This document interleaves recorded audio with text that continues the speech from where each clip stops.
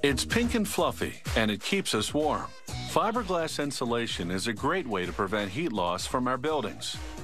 It has a woolly texture, but it is, as the name suggests, made of very fine threads of glass. That's why it's sometimes referred to as glass wool.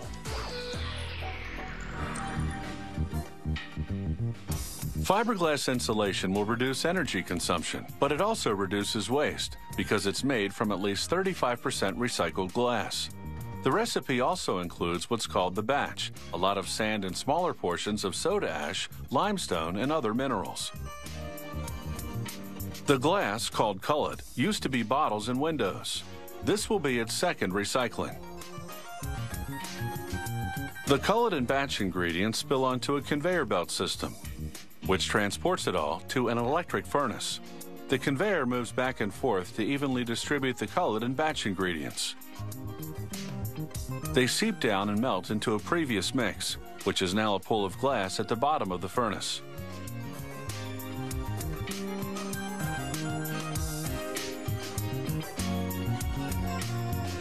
The glass liquid now flows out of the furnace and into sloped channels. Inside these channels, the temperature is kept red hot by natural gas burners.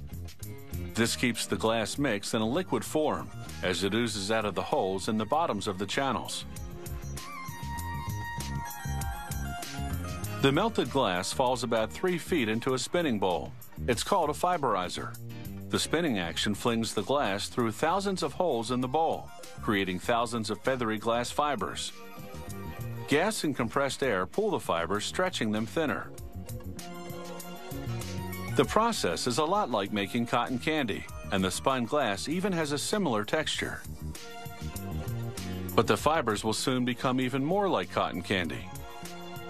Nozzles spray them with the polymer glue tinted pink. The now pink and sticky fibers drop into a hole in the ground and amass. Then a conveyor belt takes the mounds of sticky glass to an oven. Steel plates compress the pack as it enters the oven that's heated to 500 degrees Fahrenheit. Hot air blows through it, setting the glue. As the pack exits the oven, circular saws cut through it, making 15 to 24-inch wide strips that are called lanes.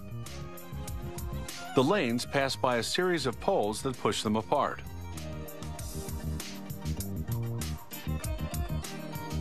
Next, an inkjet brands each lane with a number that conveys the R value.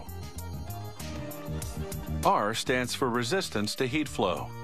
It's a measure of how well the insulation will stop heat from going through the roof, and your energy bill along with it.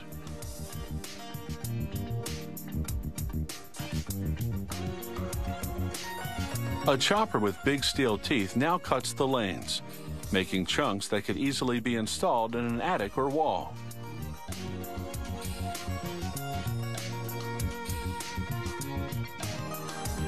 After chopping, the conveyor belt accelerates, transporting the fiberglass bats to the next station.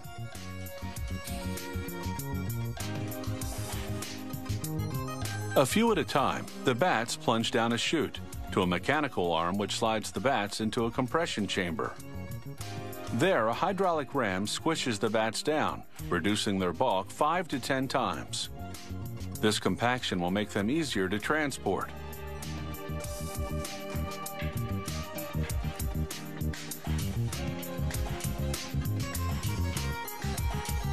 Now, another ram comes from the side and pushes the stack of compressed bats forward into a spout. The spout is a hollow bat-shaped frame. A worker pulls a plastic bag over it. Then the ram pushes the fiberglass insulation bat into the plastic bag, and the process begins again.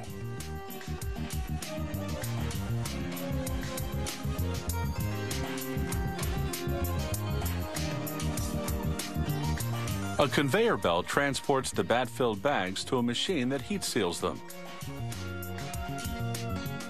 Then they're sent off to be installed.